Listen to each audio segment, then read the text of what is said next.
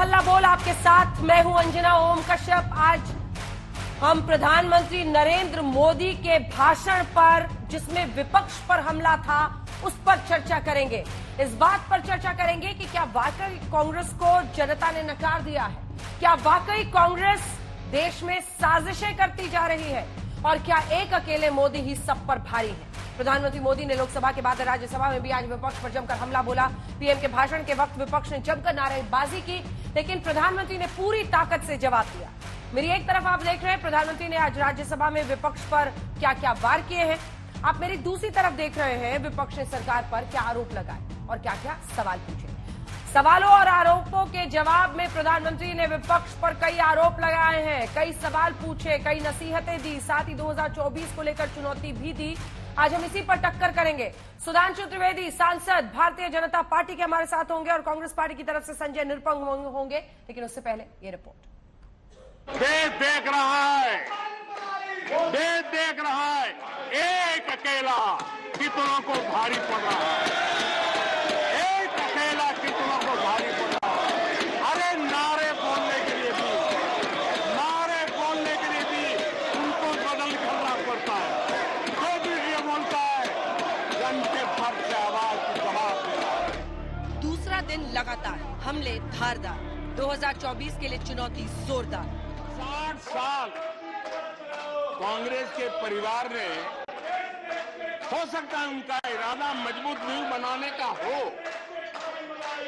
मैं उस पर कोई टिप्पणी करना नहीं चाहता, लेकिन 2014 के बाद आकर के मैंने देखा कि उन्होंने गड्ढे ही गड्ढे कर दिए थे। पीएम मोदी राज्यसभा में बोलने के लिए खड़े हुए तो विपक्ष ने नारेबाजी शुरू की। विपक्ष के हंगामेदार दाव का प्रधानमंत्री ने कुछ इस अंदाज में जवाब दिया। टीचर उसके पास था, मेरे पास गुलाल, जो भी जिसके पास था उसने दिया उछाल।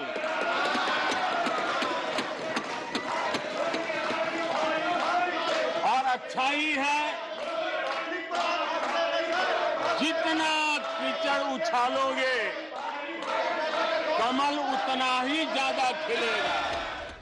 विपक्ष नारेबाजी करता रहा। प्रधानमंत्री सरकार की उपलब्धियां गिनाने के साथ साथ कांग्रेस पर निशाना साधते रहे। उनका तो वो साल इतना अच्छा माहौल था कि पंचायत से लेकर के पार्लियामेंट तक उन्हीं की दुनिया चलती थी। वे एक भी चुनौती का परमानेंट सॉल्यूशन करने का न कभी सोचा, न कभी उनको सूझा, न कभी उन्होंने प्रयास किया।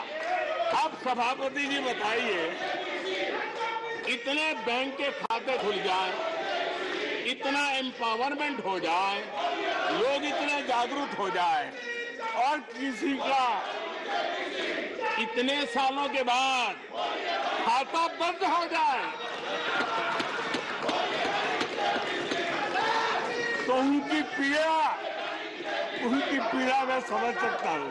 जिन्होंने आर्टिकल 356 का सबसे ज्यादा दुरुपयोग किया,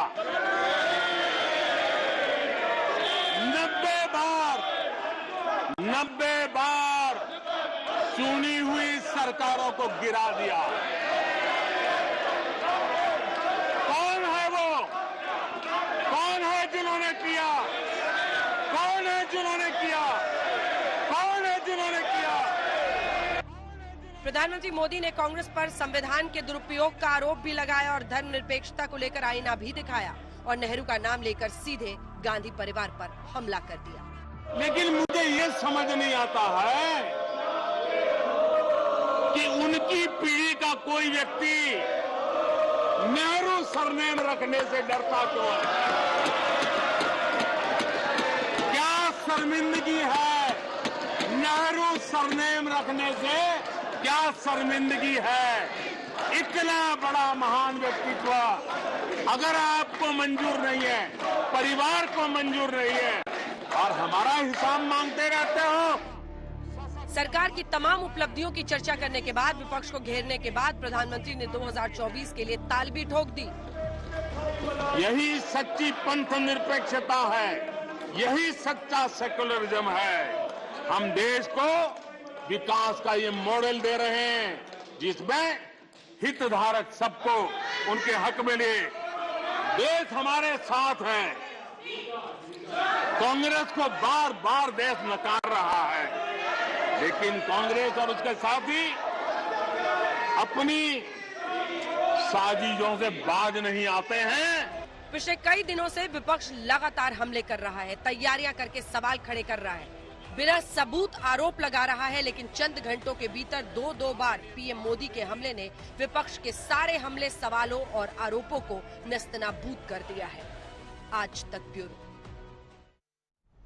आइए चर्चा की शुरुआत करते हैं। सुधांशु त्रिवेदी जी राष्ट्रीय प्रवक्ता सांसद भारतीय जनता पार्टी के हमारे साथ जुड़ गए हैं। संजय निरुपम जी प्रवक्ता कांग्रेस पार्टी के हमारे साथ जुड़ गए हैं। सुधांशु जी, ये सच है कि जनता ने भरोसा जताया है, 2 बार जताया है, 24 का टोन पीएम सेट कर रहे हैं, लेकिन विपक्ष के सवालों का जवाब क्या विपक्ष पर सवाल के जरिए होगा?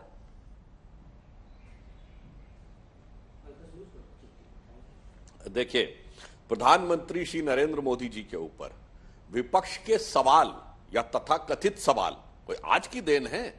22 साल से चल रहे हैं जनाब, 21 साल से, 2001 जब से वो मुख्यमंत्री बने थे, और ये किसी भी जवाब से कभी संतुष्टि नहीं हो सकते। कोर्ट का निर्णय आ जाए तो संतुष्ट नहीं है, बाकी की तो बात ही छोड़ दीजिए। तो इनके सवालों की प्रामाणिकता ही अपने आप में ध्वस्त हो चुकी। आज सदन में मैं स्वयं देख रहा था किस ढंग का शोर शराबा हो, हल्ला गुल्ला। देखिए, राष्ट्रपति के अभिभाषण एक मर्यादा होती है कि उसमें एक मर्यादित आचरण किया जाता है। उसके बाद यह भी एक होता है कि प्रधानमंत्री बोल रहे होते हैं, आप अपना प्रतीकात्मक विरोध दर्ज करिए, पर जिस कदर से आप चिल्लाते रहे कि बिल्कुल बोलने का मौका नहीं दिया जाए। परंतु उससे मुझे नजर आ रहा था जो प्रधानमंत्री जी ने कहा था, एक तरफ सब साथ खड़े हुए थे और एक तरफ से अकेले प्रधानमंत्री जी खड़े थे। जैसे उन्होंने कहा कि एक अकेले को रोकने के लिए कितने साथ हैं, तो मुझे वही पंक्ति याद आती है कि यह मत कहो कि जग में कर सकता क्या अकेला, लाखों में काम करता एक सूरमा अकेला, आकाश में करोड़ों तारे हैं टिमटिमाते, पर जग प्रकाश करता एक चंद्रमा अकेला। यही देखिए, उस गरीब के जीवन में उस प्रकाश को पहुंचाने का काम मोदी जी ने किया। मगर ये इस प्रकार की निरर्थक निराधार आरोपों के ऊपर निरंतर विवाद करते रहते हैं। मैं पहले भी यह कह चुका हूं, मैं विनम्रता से पूछता हूं संजय जी से, कोई एक उदाहरण बताएं जब किसी एक मीडिया में निकली एक खबर के आधार के ऊपर जांच गठित हो गई हो। विश्व के संसदीय इतिहास में बताएं, भारत के संसदीय इतिहास में बताएं, विशेषकर जब वह मीडिया हाउस स्वयं अपने ही देश में जांच के दायरे में आ गया हो। ऐसा अद्भुत मांग पूरी दुनिया में कहीं दिखाई नहीं पड़ेगी। इसलिए यह तो हुआ संवैधानिक सवाल, और नैतिक सवाल यह है, अंजना जी, हम लोगों पर तो आरोप लगता था, याद करिए, जब 98 में हम लोग आए उस जमाने से लेके, ये तो स्वदेशी वाले हैं, विदेशी कंपनियों के खिलाफ होंगे, विदेशी कंपनियां कहीं भाग न जाएं। यहां पर एक अलग प्रकार का आरोप लगता है साहब, किसी विदेशी कंपनी के खिलाफ तो कभी देखा नहीं। हां, अगर विदेशी कंपनी के खिलाफ होता है तो एप्पल की फैक्ट्री में बवाल होता है, हिंसक हड़ताल होती है जो चाइना से शिफ्ट होकर आई थी बेंगलुरु में, और उसमें भारी नुकसान होता है क्योंकि अब एप्पल के 25% फोन भारत में बनने लगे थे। इसलिए यह सब भी मन में, एक लोगों के मन में संशय उत्पन्न होता है कि एक तरफ गरीबों के लिए निरंतर काम करने वाले, राष्ट्र का गौरव बढ़ाने वाले, रक्षा उत्पादन के क्षेत्र में नई ऊंचाइयों तक ले जाने वाले प्रधानमंत्री मोदी जी, और दूसरी तरफ संजय जी, कह रहा हूं 22 वर्षों से निरर्थक निराधार अनर्गल आरोप लगाने वाला, आपसी मतभेदों से में जुड़ा हुआ विपक्ष। ठीक है संजय जी, 3 सवाल हैं। एक तो कंस्ट्रक्टिव क्रिटिसिज्म जो पीएम कल से कह रहे हैं वो नहीं हो रहा है, कंपल्सिव क्रिटिसिज्म हो रहा है। एक यूएस में कंपनी की रिपोर्ट आ गई उसको लेकर, और क्या ये सही नहीं है? विपक्ष के तमाम सांसद कहते हैं हम हैकल हुए, हमें बोलने नहीं दिया गया। आज जब पीएम बोल रहे थे तो लगातार पहले मिनट से आखिरी मिनट तक नारेबाजी होती रही। और तीसरा सवाल जो वो कह रहे संसदीय इतिहास में किसी विदेशी मीडिया रिपोर्ट पर देश में जेपीसी गठित नहीं हुई है, तो अब ऐसी मांग क्यों? जी, मैं आपके तीनों सवालों के जवाब देता हूं। सबसे पहली बात, पार्लियामेंट संसदीय लोकतंत्र में एक वो सर्वोच्च संस्था है जहां सरकार से तमाम तरह के सवाल अपोजिशन पूछता है, विपक्ष पूछता है, और यह सरकार की जिम्मेदारी बनती है कि विपक्ष के सवालों का वो जवाब दे। जैसा सुधांशु जी कह रहे हैं कि भाई ये सवालों की प्रामाणिकता खत्म हो गई है। जब सरकार विपक्ष की इतनी अवहेलना करने लगे कि सरकार विपक्ष के सवालों की प्रामाणिकता पर सवाल उठाने लगे, तब तो मुझे लगता है कि वो संवाद एकदम पूरी तरह से टूट जाएगा। यही वजह है कि राहुल गांधी जी ने जो सवाल उठाए ये गौतम अदानी के कारोबार के संदर्भ में, वो सवाल बड़े वाजिब थे। और वो सवाल राहुल गांधी जी के पर्सनल नहीं है, व्यक्तिगत नहीं है। ये सचमुच इस देश की जनता जानना चाहती है कि पिछले कुछ 3-4-5 वर्षों में एक व्यक्ति 609वें नंबर से बढ़ करके पूरी दुनिया में दूसरा अमीर कैसे बन जाता है। क्या यह महज इत्तेफाक है, क्या महज संयोग है? एक दूसरी बात, क्या इस व्यक्ति के जो एक पूरा जो एक मेटोरिक राइज हो जो होती है, जो एक बड़े अप्रत्याशित सफलता मिलती है, उसमें मोदी जी से जो इनका एक रिश्ता है, क्या उस रिश्ते का कोई लेना देना नहीं है? सरकार जवाब दे सकती है। तीसरी बात, जो जहां जहां मोदी जी विदेश दौरों पे जाते हैं, उन विदेश दौरों पे आगे पीछे जो गौतम अदानी की कंपनियों को जो काम मिल रहा है, वो काम क्या महज संयोग है? मुझे लगता है कि अगर सरकार साफ सुथरी होती और सरकार को कोई छुपाना नहीं होता, तो प्रधानमंत्री जी इन बातों का जवाब दे सकते थे। एकदम अदानी शब्द को अछूत बना के रख देना मुझे लगता है थोड़ा ज्यादा हो गया। अब रह गई प्रधानमंत्री जी के आरोपों, प्रधानमंत्री जी के भाषण के समय जो पूरा जो आचरण था विपक्ष का, निश्चित तौर पर यह आपत्तिजनक है। प्रधानमंत्री हमने भी देखा है, जब अटल जी बोलते थे या फिर डॉक्टर मनमोहन सिंह जी बोलते थे तो पूरा विपक्ष सुनता था। तो वो विपक्ष इसलिए सुनता था क्योंकि अटल जी भी क्या बोल रहे हैं वो पता होता था कि विपक्ष ने जो चाहा है, विपक्ष ने जो सवाल उठाया है, उन सवालों का एक सही ढंग से रिस्पॉन्स आ सकता है। ठीक है, अटल जी बड़े कटाक्ष में बात किया करते थे। डॉक्टर मनमोहन सिंह जी भी जब बोलते थे तो जो भी विपक्ष ने, सुषमा जी ने या अरुण जेटली जी ने जो सवाल उठाए, उन सवालों का जवाब देते थे। तो यहां अगर पूरी तरह से विपक्ष को इग्नोर करना, उसकी अवहेलना करना, या उसका कोई अस्तित्व ही नहीं है, उसके अस्तित्व के ऊपर मजाक उड़ाना, अगर ये चलता रहेगा तो मुझे लगता है विपक्ष को भी वो जो गरिमा होती है प्रधानमंत्री के पद की, उस गरिमा को शायद वो स्वीकार नहीं कर रहा है। ठीक है, इस पर आपका जवाब सुधांशु। विपक्ष को मजबूर किया जा रहा है। आखिरी बात, हिंडनबर्ग रिपोर्ट के बारे में। साहब, अदानी का कारोबार, गौतम अदानी का कारोबार इतना तेजी से बढ़ा और इस समय पूरे जो रेगुलेटर हैं, रेगुलेटरी एजेंसी एंड बॉडीज हैं या फिर जो जांच एजेंसियां हैं, वो सोई पड़ी हैं। चाहे डीआरआई हो या ईडी हो, सेबी जैसी रेगुलेटरी एजेंसी, वो सोई पड़ी है। उसका कंप्लेन दर्ज है लेकिन कोई एक्शन नहीं है। शेयर प्राइसेस रैंप अप हो रहे हैं, इस तरह के कंप्लेन आ रहे हैं, शेल कंपनियों से पैसे आ रहे हैं या फिर ऑफशोर कंपनियों से पैसे आ रहे हैं और इसकी शिकायत तो हो रही है, कोई एक्शन नहीं हो रहा है। आरबीआई क्या कर रहा है? तमाम बैंक एक पर्टिकुलर कंपनी को धुआंधार फंड देता जा रहा है। इन बैंकों से आरबीआई कुछ नहीं बोल रहा। सीएजी, जिस सीएजी की रिपोर्ट के ऊपर भारतीय जनता पार्टी और तमाम विपक्ष उस समय का हंगामा करता था और उसके ऊपर जेपीसी की मांग करता था, आज वो सीएजी पूरी तरह से शांत है। जब आपकी सारी एजेंसियां शांत हो जाएंगी, आपके सारे रेगुलेटरी बॉडी खत्म हो जाएंगे, तब कहीं ना कहीं किसी विदेशी कंपनी को इंटरवीन करना पड़ता है। ये हमको अच्छा नहीं लग रहा है कि हिंडनबर्ग जैसी कोई विदेशी एजेंसी आती है और हमारे देश की किसी कंपनी के बारे में एक रिपोर्ट बनाती है, उस रिपोर्ट के ऊपर हमको चर्चा करना पड़ता है या पब्लिक डोमेन में वो रिपोर्ट बहुत चर्चा का विषय बन जाता है। ये हमको भी अच्छा नहीं लग रहा। लेकिन इस देश की जिन कंपनियों, जिन एजेंसियों और जिन रेगुलेटरी एजेंसियों या बॉडीज का ये काम था, अगर वो चुपचाप है, वो दबाव में है, वो एक्शन नहीं ले रही है, तो कोई ना कोई तो बोलेगा। और जब कोई ना कोई बोलेगा तो इस देश में 140 करोड़ लोग सुनेंगे उसको, और जब सुनेंगे तो उसकी प्रतिध्वनि संसद में, लोकसभा में, राज्यसभा में। तीनों पर उन्होंने जवाब दे दिया सुधांशु जी। तीनों प्रश्न थे और लगभग वही थे जो आप भी पूछ रहे थे। तीनों पर वो सीधे गरिमा से जोड़ रहे हैं भाषण में। देखिए मैं दोनों बातों का, इनका जो तात्कालिक प्रश्न है उसका भी उत्तर देता हूं। इनके मुंह से क्या निकला? सीएजी शांत है इसलिए विदेशी एजेंसी को इंटरवीन करना पड़ेगा। अंजना जी, यही वाक्य है। सीएजी शांत है, विदेशी एजेंसी को इंटरवीन करना पड़ेगा भारत के। और ये कहते हैं हमारे जमाने में सीएजी की रिपोर्ट आती थी तो हम लोग, घपला होता था तो सीएजी की रिपोर्ट आती थी। बोफोर्स के समय में सीएजी ने इसलिए इंडिक्ट किया था क्योंकि भारत सरकार के द्वारा अपॉइंटेड एजेंसी फेयरफैक्स ने इस प्रकार के आर्थिक घोटाले को इंडिकेट किया था, इसलिए सीएजी ने उसकी तरफ इंडिकेशन किया था। अब मैं पूछना चाहता हूं, सीएजी कौन है तो लोगों को पता रहता है। यह बताइए, हिंडनबर्ग का मालिक कौन है? पता है क्या? खूब खंगाल डालिए, पता नहीं लगेगा कौन है भाई। और उसके ऊपर वहां की कोर्ट ने प्रतिबंध लगा दिया है, इसलिए क्योंकि वो खुद शॉर्ट लिस्ट ट्रेडिंग करते हैं और इस अडानी प्रकरण में उन्होंने काफी पैसा कमा लिया है। जो फॉरवर्ड ट्रेडिंग संजय निरुपम जी तो मुंबई में रहते हैं, हमसे कहीं बेहतर समझते होंगे कि आज मैंने पैसा लगाया और एक हफ्ते बाद जो प्राइसेस होंगे उसके आधार के ऊपर मुझे आज ही के रेट पे मिलेगा। एक हफ्ते में शेयर धड़ाम से गिर गए तो हमें तो बैठे बैठाए पैसा बन गया। इसी कारण से उनके ऊपर रोक लगा।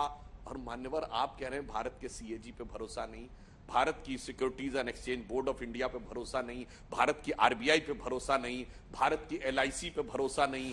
चलिए मान लिया, मगर आपको किस पे भरोसा था? भारत के इलेक्शन कमीशन पे भरोसा नहीं, भारत की ईवीएम पे भरोसा नहीं, भारत की मीडिया पे भरोसा नहीं, भारत की जुडिशरी पे भरोसा नहीं, भारत की थल सेना पे भरोसा नहीं, भारत की वायुसेना पे भरोसा नहीं। अद्भुत से साहब, आपको तो सब तरफ वहम ही वहम नजर आ रहा है। आपके साथ तो स्थिति यह है कि रस्सी को सांप समझकर आदमी के ये कहे कि मुझे रस्सी में सांप नजर आ रहा है तो तुम सब मान लो ये सांप तुमको डसने आ रहा है। तो इस मुगालते के लिए कोई क्या कर सकता है? अन्यथा मैं संजय निरुपम जी से पूछना चाहता हूं, कांग्रेस पार्टी बता दे, अच्छा, मैं अब जवाब एक देता हूं। संस्था भारत में, अरे संजय जी, जिसके बारे में इन्होंने कोई आपत्तिजनक आरोप न लगाया हो विगत 8 वर्षों में, बताइए। और विपक्ष की, और सुनिए, और एक लाइन और कह दूं, और विदेश से अजब जुगलबंदी है अंजना जी। रफाल के जमाने से लेके पेगासिस से लेके हिंडनबर्ग तक जब संसद का सत्र शुरू होना होता है, ये कैसे अचानक वहीं पे विपक्ष कैसे पता लग जाता है उन लोगों को, और एक खबर छपती है और उसके बाद विपक्ष से ज्यादा हल्ला गुल्ला यहां मचने लगता है। एजेंसीज में को कोई तथ्य नजर नहीं आता है भारत की व्यवस्थाओं को, मगर सारा तथ्य इनको नजर आने लगता है। तो कृपया ये जुगलबंदी का और एक कोई उदाहरण बता दें जिसमें भारत की किसी एक संस्था का सम्मान किया हो।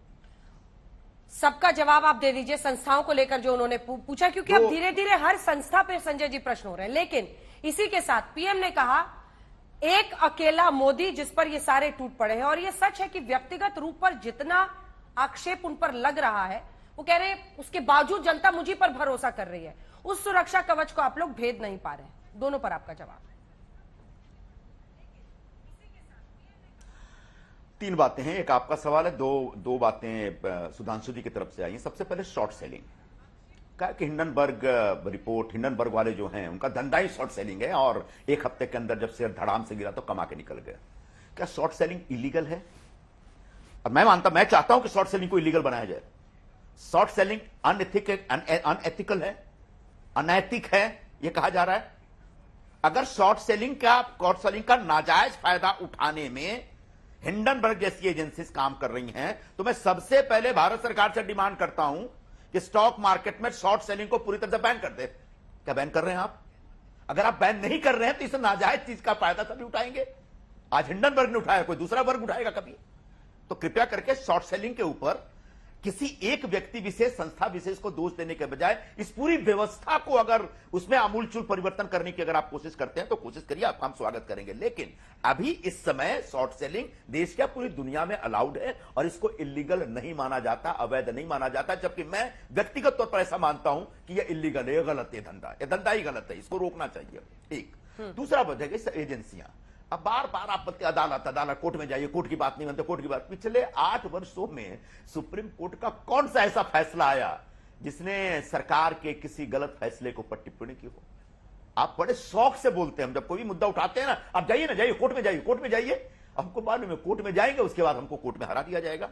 क्योंकि अब माफ करिए, तो सुप्रीम कोर्ट हमारे देश की एक बहुत सर्वोच्च संस्था है, बड़ी सम्मानित संस्था है। लेकिन दुर्भाग्यवश हाल के दिनों में कई ऐसे फैसले आए हैं जिन फैसलों की वजह से सुप्रीम कोर्ट की उसकी जो अपनी गरिमा है, जो उसका सम्मान है, जो उसकी अपनी स्वायत्तता है, उसके ऊपर सवाल उठे हैं। और इन सवालों को उठाने की जिम्मेदारी तो कम से कम हमारी है। इसका मतलब यह नहीं कि सुप्रीम कोर्ट की जो स्थापना है, सुप्रीम कोर्ट की जो रचना है, सुप्रीम कोर्ट का जो अस्तित्व है, उस अस्तित्व को हम सवाल कर रहे हैं। हम यह सवाल उठा रहे हैं कि आज के दौर में सुप्रीम कोर्ट को जो करना चाहिए वो नहीं कर रहा है। चंद्रचूड़ जी आए हैं तो कुछ चीजें सुनाई पड़ रही हैं, ये चीजें आगे कब तक सुनाई पड़ेंगे मुझे नहीं मालूम है। लेकिन अब आज के दौर में थोड़ा बहुत कुछ लग रहा है कि शायद सरकार से सवाल पूछने की हिम्मत हो रही है सुप्रीम कोर्ट के आदरणीय और माननीय न्यायाधीशों में।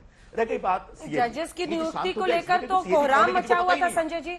जजेस की नियुक्ति को लेकर तो सुप्रीम कोर्ट और सरकार सीधा अभी मचा है।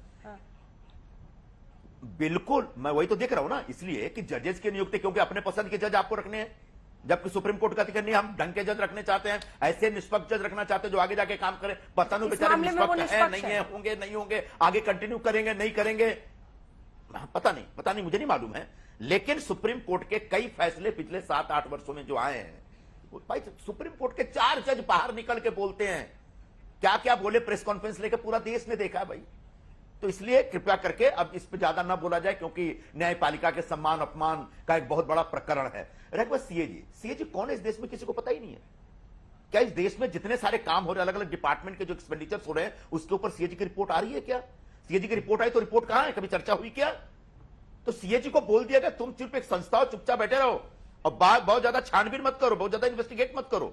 इलेक्शन कमीशन के कई बार इस तरह के फैसले होते हैं तो साफ साफ दिखता है कि सरकार को या भारतीय जनता पार्टी को मदद करने में ये संस्था लगी हुई है। ऐसा कई बार देखा गया है और इसके ऊपर हमेशा चर्चा होती है, आपके यहाँ भी चर्चा होती है, आपके चैनल पे पैनल डिस्कशन पे चर्चा होती है। तो हमारा इन संस्थाओं पर विश्वास नहीं है, हम निकम्मे हो गए हैं, नकारा हो गए हैं या गैर जनतांत्रिक हो गए, असंसदीय हो गए, ऐसी बात नहीं है। इन संस्थाओं को एक दंतहीन करके आपने रख दिया है, यह दिख रहा है, और कई प्रकरण, कई उदाहरणों के आधार पर तमाम संस्थाओं को आपने दंतहीन कर दिया, वो कह रहे हैं। ठीक है, पूरी कर लीजिए, पूरी कर लीजिए संजय। आखिरी बात, मोदी जी ने कहा एक तरफ मैं बाकी सब, बात सही है। बीजेपी थोड़ी जीत रही है, मोदी जी जीत रहे हैं। इस देश में ग्राम पंचायत का चुनाव हो या महानगर पालिका का चुनाव हो या विधानसभा का चुनाव हो या लोकसभा का चुनाव हो, हर चुनाव तो मोदी जी के नाम पर ही लड़ा जा रहा है। यानी पूरी पार्टी कहीं जाके कारपेट के नीचे बैठ गई है, अकेले मोदी जी के नाम पे चुनाव लड़ा जा रहा है। मोदी जी पे भरोसा है, अब मोदी जी पे भरोसा, वो आंकड़े भी उनको अलग अलग डिपार्टमेंट अजीब तरह के दे रहे हैं। कल वो लोकसभा में बोले कि नल से जो जल मिल रहा है वो 8 करोड़ लोगों को देश में मिल रहा है। आज उसी डिपार्टमेंट नया आंकड़ा दे दिया 24 घंटे के अंदर या 15-17 घंटे के अंदर कि 11 करोड़ लोगों को मिल रहा है। तो बेचारे उनको जो आंकड़े मिल रहे हैं वो आंकड़े पढ़ते जा रहे हैं। इन आंकड़ों के आधार पर थोड़ी देर के लिए जो कम पढ़े लिखे लोग हैं, सीधे साधे लोग हैं, उनको तो आप प्रभावित कर सकते हैं, लेकिन जब इसकी जांच करने जाएंगे तो पता चलेगा जनधन अकाउंट करोड़ों खुले, लेकिन क्या उसका कोई लाभार्थी है? 9 करोड़ लोगों को आपने वो दिया, उज्ज्वला में सिलेंडर दिया, लेकिन आज उन लाभार्थियों की क्या स्थिति है? कितने लोगों को प्रधानमंत्री आवास योजना के तहत घर मिला? सचमुच उनको घर मिला क्या? रोज तो घोटाले निकल के आते हैं, मध्य प्रदेश का घोटाला भी हाल में निकल के आया कि लाभार्थियों को नहीं मिला, किसी और को मिल गया घर। अब वो आंकड़े अगर प्रधानमंत्री जी सुना के कहते हैं कि लोगों का मेरे पर 2 बार भरोसा है, तीसरी बार भी भरोसा रहेगा, तो मुझे लगता है कि प्रधानमंत्री जी शायद गलतफहमी में है। फर्जी आंकड़ों के आधार पर एक बार 2 बार गलती हो सकती है। 2 बड़ी बातें, और ये आरोप विपक्ष हमेशा लगाता है जो संजय जी कह रहे हैं। ठीक है सर, सही आंकड़े रखें। ठीक है, 3 बड़ी बातें। एक तो वो कह रहे हैं कि आपने तमाम संस्थाओं को इस देश में दंतहीन कर दिया है। दूसरी बात वो कह रहे हैं बीजेपी की पूरी डिपेंडेंसी ही हो गई है प्रधानमंत्री नरेंद्र मोदी पर, जिससे मुझे लगता है आप भी इत्तेफाक रखते होंगे सुधांशु जी। और तीसरी बात उन्होंने कही है कि जिस तरह के आंकड़े पेश किए जा रहे हैं उसको लेकर उन्होंने प्रश्न खड़े। संजय जी ने जो बातें कही, मैं तकनीकी आधार पर उत्तर देता हूं। पहले इन्होंने कहा कि सीएजी की रिपोर्ट आती है, पता ही नहीं लगता है सीएजी कहां है, क्या कर रहा है। मान्यवर, आपके सुलभ संज्ञान के लिए मैं बता देना चाहता हूं, सीएजी की report PAC, public account committee, यानी लोक लेखा समिति में नियमित रूप से सभी विभागों की रखी जाती है। उनकी आपत्तियां भी आती हैं, और उसका चेयरमैन कौन है? नेता प्रतिपक्ष अधीर रंजन चौधरी। नेता प्रतिपक्ष अधीर रंजन चौधरी, और संबंधित मंत्रालयों से बुलाकर बाकायदा जवाब तलब होता है कि अरे वही तो मैं कह रहा हूं, सीएजी की रिपोर्ट के सारे ऑब्जेक्शंस आते हैं और हर डिपार्टमेंट के लोगों को बुलाकर उनसे जवाब तलब किया जाता है कि आपने ऐसा क्यों किया, आपने ऐसा क्यों नहीं किया। तो यह कहना अनुचित है कि सीएजी की रिपोर्ट नहीं आ रही है। नेता प्रतिपक्ष के ही दिशा निर्देश में उसके ऊपर कार्रवाई भी हो रही है। हाँ, अब अगर कोई गड़बड़ी नहीं निकल के आ रही है तो उसके लिए हम क्या कर सकते हैं? आपके दौरे हुकूमत में आती थी तो हम क्या कर सकते हैं? दूसरी बात जो इन्होंने एक टेक्निकल बात कही कि जो शॉर्ट टर्म ट्रेडिंग होती है यह इलीगल नहीं है। मान्यवर, आपने बिल्कुल सही कहा, इलीगल नहीं है, पर अगर कोई व्यक्ति अपने कार्य के द्वारा उसको प्रभावित कर रहा है शेयर के दाम को, जिसको उसे पता है कि मेरे कार्य से इसका यह रिजल्ट होने जा रहा है, और वो शॉर्ट लिस्टिंग करता तो इलीगल है। उदाहरण के लिए, अगर वित्त मंत्री किसी में पैसा लगा दे बजट से पहले, और उसे तो पता है कि बजट में यह निर्णय लेने जा रहा हूं, इसके बाद देखेगा शेयर यूं उछलेगा या यूं गिरेगा, तो क्या उसको इलीगल नहीं मानेंगे क्या? हिंडनबर्ग के साथ तो वही केस है। उसे पता था ये स्टोरी होगी, और क्या पता ये भी पता होता कि मेरी इस थ्योरी के खरीदार भारत में जरूरत से ज्यादा होंगे और उसके बाद जो प्रभाव होगा तात्कालिक रूप से उसमें हमको लाभ मिल जाएगा। इसलिए गलत है मान्यवर, क्योंकि उन्होंने सीधे सीधे उसको मैनिपुलेट किया है, इसीलिए अमेरिकन कोर्ट में उनके ऊपर रोक लगा दी गई है। यह हुआ टेक्निकल जवाब। अब आते हैं प्रैक्टिकल चीजों के ऊपर। मान्यवर, समस्या क्या है कि कांग्रेस पार्टी, आज प्रधानमंत्री जी ने कहा राज्यसभा को राज्यसभा कहा जाता है, काउंसिल ऑफ स्टेट्स, इसलिए उन्होंने याद दिलाया कांग्रेस के साथ जो जो लोग खड़े थे, उन्होंने कहा 90 बार राज्यों की चुनी हुई सरकारों को बर्खास्त किया गया। उन्होंने याद दिलाया कि भाई आज आप उनके साथ खड़े हो, कम्युनिस्टों को याद दिलाया ईएमएस नंबूदरीपाद की पहली सरकार नेहरू जी के जमाने में बर्खास्त हुई। उन्होंने याद दिलाया आपके ही प्रांत में शरद पवार जी 1980 में यंगेस्ट चीफ मिनिस्टर बने, कैसे बर्खास्त किए गए। उन्होंने याद दिलाया कि डीएमके में मतलब करुणानिधि जी और एमजीआर जैसे दिग्गज नेताओं की सरकारें कैसे बर्खास्त हुई। तब आप एनटी रामाराव जी जब इलाज कराने अमेरिका गए हुए थे तो उनकी सरकार बर्खास्त कर दी गई। अभी इसीलिए उन्होंने याद दिलाया तब से ज्यादा सरकारें बर्खास्त हुई कांग्रेस रेजिम में। ठीक है सुधांशु जी, और वो कह रहे कि गवर्नर्स के दफ्तर कांग्रेस के दफ्तर बन गए थे।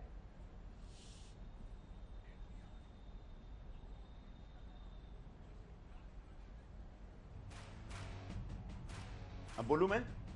हाँ बोलिए। अरे आवाज टूट गई। ऐसा है, हाँ, ऐसा है अंजना जी। हाँ। पहली बात तो इन्होंने मेरे ख्याल से पीएससी के संदर्भ में कहा। सीएजी की जितनी रिपोर्ट होती है ना, वो पहले पार्लियामेंट में टेबल की जाती है और टेबल करने के बाद वो पीएससी में जाती है और पीएससी में उसको स्क्रूटनाइज कर। मैं वर्षों तक पीएससी का मेंबर रहा हूं, मैंने नहीं देखा। मैं अधीर रंजन से पूछूंगा कि कितनी रिपोर्ट तुम्हारे पास आई और कितनी रिपोर्ट को ईमानदारी से स्क्रूटनाइज करने में सीएजी के लोगों ने आपकी मदद की, तब पता चलेगा कि ये जो बोल रहे हैं सही बोल रहे हैं कि गलत बोल रहे हैं। इसलिए इस पर मैं बहुत ज्यादा टिप्पणी नहीं कर सकता। हां, सीएजी एक दंतहीन संस्था बनकर के काम कर रही है, ऐसा साफ साफ दिख रहा है। रह गई बात, दूसरी बात। अब आते हैं दूसरी बात पे आते हैं। Short selling Hindenburg report. आप बार बार कहते हैं कोर्ट में जाइए। हिंडनबर्ग रिपोर्ट ने, अगर हिंडनबर्ग वालों ने धंधा करने के लिए एक फर्जी रिपोर्ट बना करके शॉर्ट सेलिंग की और करोड़ों रुपए कमाए, तो क्या भारत सरकार अमेरिकन कोर्ट में हिंडनबर्ग के खिलाफ जा रही है? आपने कहा कि अमेरिकन कोर्ट ने उसको बैन कर रखा है, तो मैं चाहूंगा कि हमारी सरकार की तरफ से या गौतम अदानी जी की तरफ से या दोनों मिल करके जाएं और अमेरिकन कोर्ट में इसको चैलेंज करें और हिंडनबर्ग को पूरी की पूरी जितनी कड़ी सजा हो सजा दिलवा दें। मैं ये चाहूंगा, लेकिन आप ये शायद नहीं करना चाह रहे हैं और उसके बाद सिर्फ ये कह रहे विदेशी विदेशी विदेशी विदेशी। उस विदेशी से लड़ना चाहिए। हमारे प्रधानमंत्री तो बड़े ताकतवर हैं भाई। आजकल जो बाइडेन उनसे डायरेक्ट बात करते हैं, तो बाइडेन को बोले कि भाई कोर्ट में हम लोग आना चाहते हैं और क्या आपकी व्यवस्था, उस व्यवस्था के हिसाब से हमारी मदद करिए और हम लड़ाई लड़ेंगे, क्योंकि हमारे देश की पूरी अर्थव्यवस्था को नष्ट करें। 10 लाख करोड़ एक कंपनी का अब हफ्ते भर के अंदर टूट जाता है भाई, तो ये तो बहुत बड़ा झटका है। रह गई बात प्रधानमंत्री जी के बयान का। अभी आज बोले नेहरू सरनेम कोई नहीं रखता। अब पता नहीं किस व्यक्ति ने उनको ये भाषण लिख के दिया। जिस व्यक्ति ने भाषण लिख के दिया शायद वो हिंदुस्तानी नहीं था, शायद वो हिंदुस्तान से बाहर का था।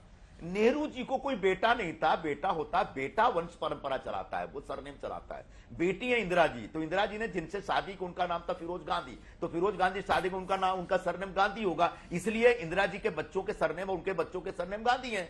ये बहुत सिंपल सी बात है। मोदी जी खुद भी अविवाहित है, तो शायद इस वंश परंपरा की जो टेक्निकलिटी शायद उसके ऊपर कभी उन्हें ध्यान नहीं दिया होगा। तो अब क्या आप बताइए, पार्लियामेंट में ये सब मुद्दे हो सकते हैं क्या कि आप नेहरू सरनेम क्यों नहीं रखते? मुझे बड़ा अफसोस हुआ। प्रधानमंत्री जी का लोग बहुत आदर करते हैं, प्रधानमंत्री जी के भाषण को बहुत लोग सुनते हैं और माना जाता है कि बड़े अच्छे कम्युनिकेटर हैं, लेकिन उनके स्पीच राइटर इस तरह की चीजें लिख के दे रहे हैं।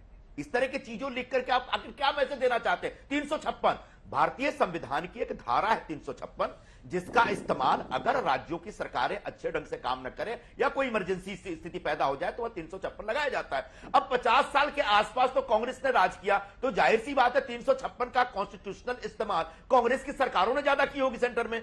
आपको भी 7-8 साल 9 साल हुए हैं, तो जाहिर सी बात है आप कम टाइम करेंगे, या फिर वाजपेयी जी जितने टाइम तो वो भी कम टाइम किए। लेकिन धारा 356 लगाना ही नहीं चाहिए। अगर ऐसा है तो आपके पास अगर मेजोरिटी आ जाए तो पार्लियामेंट में खड़े होकर के 356 को हटा के दिखाइए। पार्लियामेंट के अंदर से आप तो बहुत सारे कानून रिपील कर रहे हैं ना, तो आप पार्लियामेंट के संविधान के अंदर से 356 को पूरी तरह से डिलीट करने का एक प्रस्ताव लेके आइए और पास करके दिखाइए, कोई दिक्कत नहीं है।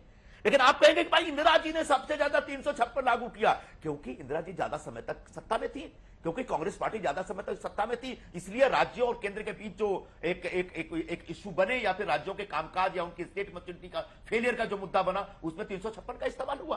तो इसलिए इन बातों, अच्छा आज इन बातों को करके क्या फायदा? हम पूछ रहे अदानी से सवाल, आप इंदिरा जी के ऊपर सवाल उठा रहे हैं। हम आपसे पूछ रहे हैं कि भाई एक पूरे आपका और अदानी जी का क्या रिश्ता, जरा इस पर कुछ बताइए। तो आप बोल रहे हैं कि नेहरू सरनेम क्यों नहीं रखते, ये बताइए। जो मुझे लगता है कि भारतीय जनता पार्टी या प्रधानमंत्री नरेंद्र मोदी जी पूरे इश्यू को डाइवर्ट करने में माहिर है, और वो डाइवर्ट करेंगे, डाइवर्ट होगा नहीं। पूरा हिंदुस्तान में ये सवाल उठाया जा रहा है, पूरे हिंदुस्तान के लोग इस विषय के ऊपर एकदम आंदोलित है मानसिक रूप से कि भाई एक व्यक्ति 7-8 वर्षों में 609 नंबर से सीधे दुनिया का दूसरे नंबर का अमीर बन गया। अगर सही ढंग से बनता है कोई दिक्कत नहीं है, एक हिंदुस्तानी बहुत तरक्की करे तो बहुत ही गर्व की बात है। लेकिन क्या एकदम ईमानदारी से तरक्की की गई है या कानूनन तरक्की की गई है, या इसके अंदर बहुत सारा कुछ गड़बड़ घोटाला है? अगर गड़बड़ घोटाला, अच्छा ये जेपीसी के ऊपर आप ऐतराज कर रहे हैं। भाई भारतीय जनता पार्टी का सबसे प्रिय विषय जेपीसी रहा है। बोफोर से लेकर के पिछले 2G वाला जो मामला था, तब तक बात पे आप जेपीसी मानते थे, और कांग्रेस की सरकारों ने जेपीसी आपको दिया है। अब जेपीसी क्या होता है? जेपीसी में हमेशा जो सत्तारूढ़ दल होता है उसकी मेजोरिटी होती है। अगर आपने इस विषय पे भी जेपीसी बना दिया, आप कहेंगे विदेशी रिपोर्ट है, तो क्या फर्क पड़ता है साहब? पूरे हिंदुस्तान के दिमाग में तो सवाल है ये। इन सवालों का जवाब ढूंढने के लिए अगर जेपीसी बन जाता है तो आपकी मेजोरिटी रहेगी।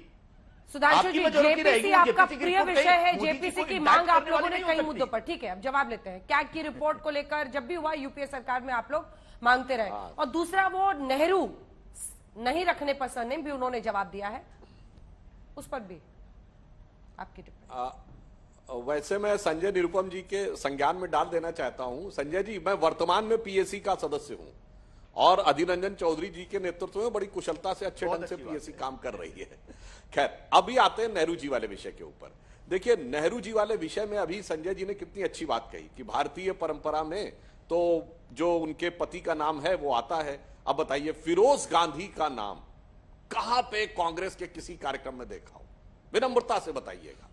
कहीं पर किसी कार्यक्रम में फोटो देखी हो, कहीं कभी उनको याद किया जाता हो, फिरोज गांधी जी की पुण्यतिथि पे, जन्मतिथि पर कभी भी जाते हो, फिरोज गांधी जी की इलाहाबाद में उनकी पारसी सिमेट्री में, यानी कब्रिस्तान में जो उनका वो बना हुआ है, उस पर कभी दिखता हो, कभी कोई सोशल मीडिया का पिछले 20, 25, 30 सालों में अगर हो, जब से सोशल मीडिया 8-10 साल से आया है तब से कोई फोटो दिखा दीजिएगा, चले कोई बात नहीं। तो फिर राजीव गांधी जी अपना नाम इंदिरा जी से क्यों जोड़ते थे? उनको फिरोज जी से जोड़ना चाहिए था। खैर, वो विषय भी छोड़िए, वो आपका व्यक्तिगत है, क्योंकि आप लोग अपनी सुविधा के अनुसार उस चीज को, हर चीज को अपना चेंज कर लेते हैं, वो एक अलग विषय है।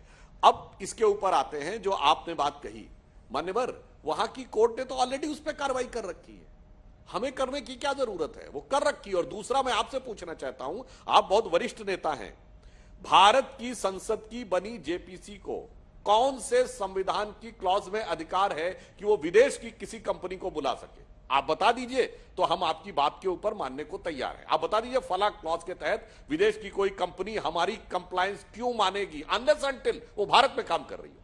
भारत में काम कर रही होगी तो भारत का रूल उसके ऊपर लागू होगा।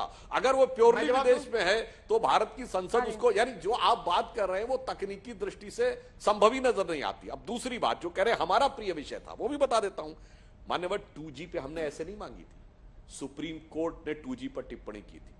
2G घोटाला है, फेमस जो कोर्ट था ना, कोल घोटाला, दोनों कोर्ट ने माना था। फेमस कोर्ट, सीबीआई तोते का पिंजरा है। ये कोयला घोटाले के ऊपर जब ये बात हुई थी कि हलफनामा दिया था सरकार ने कि कोई पॉलिटिकल एग्जीक्यूटिव नहीं देखेगा, फिर ये बात आई थी कि पीएमओ ने देखा, तब कहा था 2G का पूरा ऑक्शन कैंसिल किया था सुप्रीम कोर्ट ने, तब हमने मांगा था।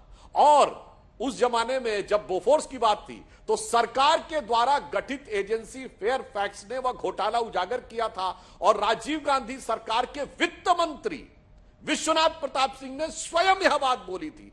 तो यह बात तो सरकार और कोर्ट से आई थी, इसलिए हमने बताया। यहां तो उल्टा माहौल है, जिसको आप आधार बना रहे हैं, आपने स्वयं स्वीकार कर लिया कि वहां पर जाकर उनके ऊपर खुद ही मामला चला है। मगर अंजना जी, मैं बता दूं, ये लोग तो ऐसे हैं, मोदी जी के विरोध का ऐसा मोदिया बिंदु उनके दिमाग में है, मतलब मोदिया बिंदु। अरे जब इनकी सरकार थी तब इनको अपने भरोसा नहीं था। याद करिए, जब मोदी जी मुख्यमंत्री थे और इनकी सरकार थी, 60 सांसदों ने देश के लिख के भेजा था अमेरिकी संसद को कि इनको वीजा नहीं देना चाहिए, जिसमें कांग्रेस के नेता भी थे, जबकि मोदी जी ने वीजा कभी अप्लाई नहीं किया था जिंदगी में। यानी इनकी सरकार केंद्र में, और भारत की सार्वभौमिकता, लोकतांत्रिक व्यवस्था, भारत की न्याय व्यवस्था का ऐसा माखौल उड़ा दिया था कि बस मोदी जी के विरोध में कुछ भी करने को मिल जाए, किसी येन केन प्रकारेण, किसी कितनी भी दूरी तक जाके, कितनी भी नीचे स्तर पे जाकर बस मेरा राजनीतिक हित साबित हो जाए, यह आपका चरित्र रहा। इसीलिए आपके सवालों की प्रामाणिकता। संजय जी, क्या देश में नरेंद्र मोदी की लोकप्रियता को लेकर आप लोग कुछ कर नहीं पा रहे हैं, काट नहीं ढूंढ पा रहे हैं? तो उन्होंने कहा कि तब से जब वो गुजरात के मुख्यमंत्री थे, वाया विदेशी एजेंसीज, वाया विदेशी कंप्लेंट, किसी ना किसी तरीके से मोदी को डायरेक्ट अटैक किया गया। अच्छा, मैं उस विषय पे नहीं आना चाह रहा हूं, गुजरात नहीं जाना चाह रहा हूं। जो विषय चल रहा है उस विषय पे हम चर्चा करते हैं। बोफोर्स प्रकरण की का जो पूरा जो एक कह सकते हैं कि पहली बार जो रिपोर्ट आई थी वो एक स्वीडिश रेडियो पर आई थी, जिसके आधार पर हंगामा हुआ कि बोफोर्स गनों की खरीदारी में इतने रुपए का वो हुआ है, किकबैक लिया गया है, और उसके बाद उस पर सीएजी की रिपोर्ट बनी थी। तो आज भर तो वहां भी एक स्वीडिश रेडियो, एक विदेशी रेडियो थी, जिसके आधार पर उसके बाद उन जानकारियों को जमा करके एक सीएजी की रिपोर्ट बनाई गई।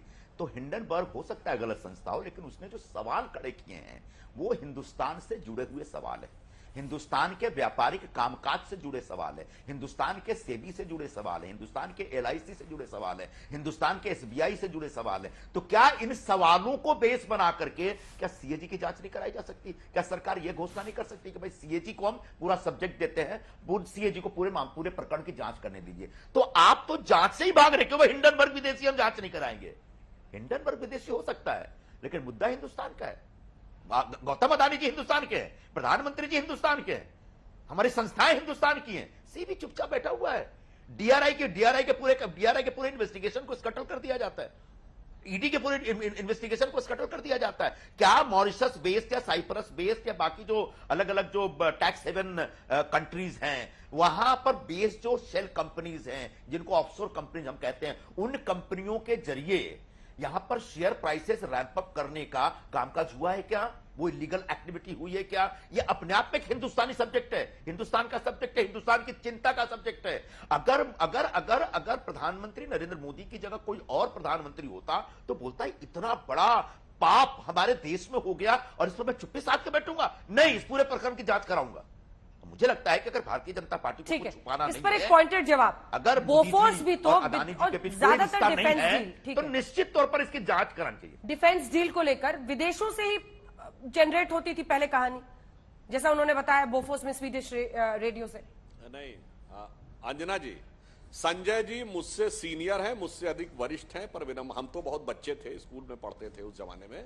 मगर मैं पुनः बोल रहा हूं, सरकार के द्वारा appointed agency Fairfax, finance ministry ने बताएं किसके लिए क्या था, वही बता दे रहा हूं उस जमाने। हाँ, उससे भी एक पॉइंट और एक्सप्लेन कर देता हूं, बहुत साफ आ जाएगा। जो कहते हैं ना मोनोपोली, साहब उस जमाने में रिलायंस और नुस्ली वाडिया जी की कंपनी बॉम्बे डाइंग के बीच का झगड़ा था, और उस समय रिलायंस को आप लोगों ने एक्सक्लूसिव राइट दिया था। पॉलिएस्टर रियॉन बनाएगी भी वही, बेचेगी भी वही, एक्सपोर्ट भी वही करेगी। मारुति को आपने दिया कि सारे के सारे जो वो मिलेंगे कंसेशन, वो सिर्फ मारुति को मिलेंगे। वो खैर वो उन दोनों के बीच के झगड़े में शेयर मार्केट के कुछ मैनिपुलेशन के आरोप को जांचने के लिए तत्कालीन सरकार के वित्त मंत्रालय ने फेयरफैक्स नाम की एजेंसी को हायर किया था, और उस एजेंसी से जो निकला था वो सीएजी की रिपोर्ट, उस समय TN Chaturvedi controller auditor general थे, उन्होंने अपनी रिपोर्ट में कहा था, और आप ही के फाइनेंस मिनिस्टर वीपी सिंह ने खुलेआम यह आरोप लगाया था कि आपके प्रधानमंत्री ने पैसा लिया। वो भारत कहां आप तुलना करने लगे सर?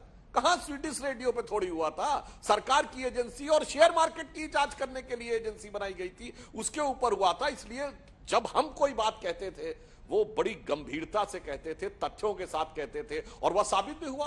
क्वाट्रोची का रेड कॉर्नर नोटिस यूपीए 1 सरकार के आखिरी दिनों में अर्जेंटीना में जाके कैंसिल कराया गया, जहां से एक्स्ट्रेडिशन ट्रीटी नहीं थी, और दोबारा रेड कॉर्नर नोटिस जारी करना छोड़िए, ताबड़तोड़ उसका पैसा उसके अकाउंट में ट्रांसफर कर दिया गया।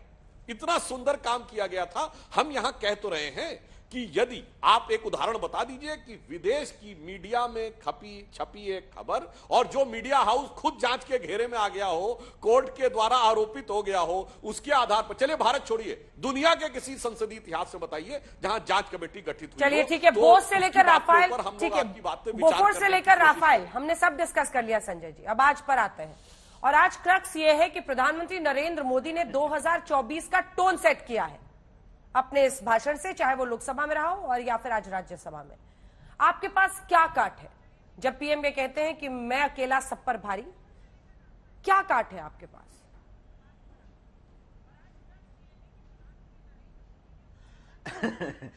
देखिए, अब एक दूसरे को काटने के लिए तो राजनीति नहीं हो रही है यहां पे। प्रधानमंत्री जी से अपेक्षा ये थी पूरे देश को और पूरे विपक्ष को, हो सकता है भारतीय जनता पार्टी को अपेक्षा न हो या सत्तारूढ़ दल के साथियों को अपेक्षा न हो, लेकिन पूरा देश जानना चाहता था कि जो इतना बड़ा मुद्दा बना है, इतना बड़ा आरोप लगा है, उन आरोपों के ऊपर उनको बोलना चाहिए। हम नहीं कह रहे कि प्रधानमंत्री जी डायरेक्ट इन्वॉल्व हैं या उनके दामन साफ नहीं है, हमने ऐसा कुछ नहीं कहा। राहुल जी ने बड़े कुछ एक सीधे साधे सवाल हैं, जवाब दीजिए, ये लहजा था उनका कि साहब आप कितनी बार गए, आप उनके प्लेन में, आपके प्लेन में कितनी, इन बातों का जवाब दिया जा सकता है, इसको छुपा के क्यों रखना चाहिए? इन बातों का जवाब देने के बजाय अगर आप एक चुनावी भाषण दे देते हैं राज्यसभा और लोकसभा में खड़े को, तो आप उस संसद के पटल का दुरुपयोग कर रहे हैं, आप अपनी पार्टी का प्रचार कर रहे हैं। तो अगर प्रधानमंत्री जी ही इन इन इन इन इन इन एक पवित्र संस्थानों का दुरुपयोग अपने पार्टी के प्रचार के लिए करेंगे, वो भी आंकड़े जो सही नहीं, उन आंकड़ों को रख करके, तो मुझे लगता है कि फिर बड़ा दुर्भाग्यपूर्ण स्थिति पैदा हो रही है। मुझे लगता है कि भारतीय लोकतंत्र के लिए थोड़ी सी थोड़ी शर्मनाक स्थिति से हो जाएगी, इससे बचना चाहिए प्रधानमंत्री जी को और बिल्कुल विपक्ष को ही बचना चाहिए। लेकिन जो बुनियादी प्रश्न, उन प्रश्नों पर जवाब, चुनावी और राजनीतिक मंच बन गया, प्रश्नों का उत्तर देना पड़ेगा। देखिए, पुनः मैं कहना चाहता हूं, विगत 22 वर्षों में एक महीना यह बता दें जब मोदी जी ऊपर कोई आरोप न लगाया हो, एक महीना। और 10 साल जब केंद्र में भी इनकी सरकार थी, तो एक चीज बता दें जो मोदी जी के ऊपर यह आरोप सिद्ध कर पाए 10 साल में। यानी बहुत साफ है कि इनके लिए वो उक्ति लागू होती है अंजना जी, कि सच जरा सा घटे या बढ़े तो सच सच न रहे, मगर झूठ की तो कोई इंतहा नहीं, लाख चेहरे बदल के आ जाते हैं ये, पर आईना कमबख्त झूठ। अंजना जी, मैं एक चीज तो गुजरात के विषयों से लेकर जितने प्रकार के आरोप लगाए हैं आज तक हर मुद्दे पे ये निराधार, अनर्गल और झूठे ही साबित हुए। एकदम सिर्फ एक लाइन संजय जी, टाइम खत्म हो चुका है।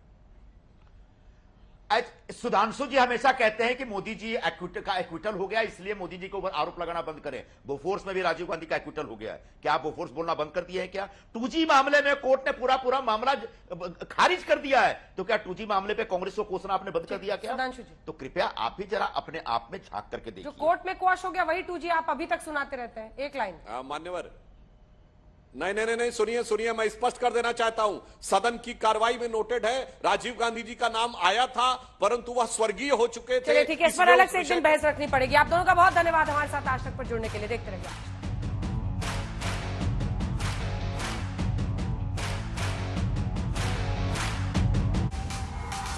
आज तक HD, सबसे तेज, सबसे ज्यादा।